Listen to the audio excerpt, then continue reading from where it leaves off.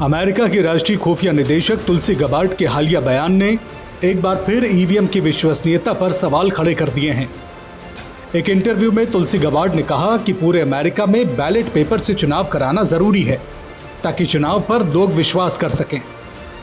EVM को लेकर तुलसी ने यह बयान भले ही अमेरिका के संदर्भ में दिया हो, लेकिन इसको लेकर भारत में भी चर्चा शुरू हो गई है।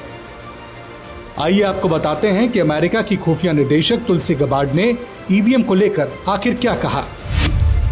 मीडिया को संबोधित करते हुए गबार्ड ने कहा कि मंत्रिमंडल को इस बात के सबूत मिले हैं कि इलेक्ट्रॉनिक वोटिंग सिस्टम लंबे समय से हैकर्स के लिए कमजोर रहे हैं। साथ ही ये वोटों के नतीजों में हेरफेर करने की आशंका के घेरे में है। इधर भारत के चुनाव आयोग ने तुलसी गबार्ड की टिप्पणियों को सिरे से खारिज कर दिया है। आयोग ने कहा कि भारत में इस्तेमाल की जाने वाली इलेक्ट्रॉनिक वोटिंग मशीन हैक नहीं की जा सकती। ये मशीन एक साधारण कैलकुलेटर की तरह काम करती है जो इंटरनेट या इंफ्रारेड से जुड़ी नहीं होती, लिहाजा इनके जरिए चुनावी नतीजों को प्रभावित नहीं किया जा सकता। चुनाव आयोग भले ही ईवीएम को पूरी तरह सेफ बता रहा हो, लेकिन भारत में विपक्षी दल कई बार इसको कटघरे में खड़ा कर चुके हैं।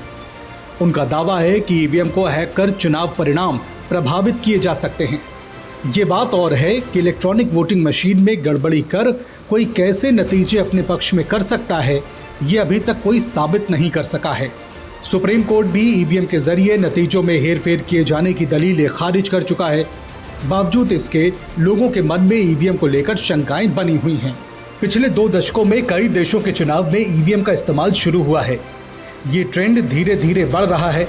इस वक्त लगभग 30 देशों की जनता ईवीएम के जरिए मतदान कर अपनी सरकार चुन रही है। वहीं दूसरी तरफ लगभग 100 देश ऐसे हैं जो अभी भी बैलेट पेपर का प्रयोग कर रहे हैं। अमेरिका में भी वोटिंग के लिए ईवीएम मशीन लोकप्रिय नहीं है। तुलसी गबार्ड के बयान से पहले एलन मस्क भी इलेक्ट्रॉनिक वोटिंग मशीन पर सवाल खड़े कर चुके हैं।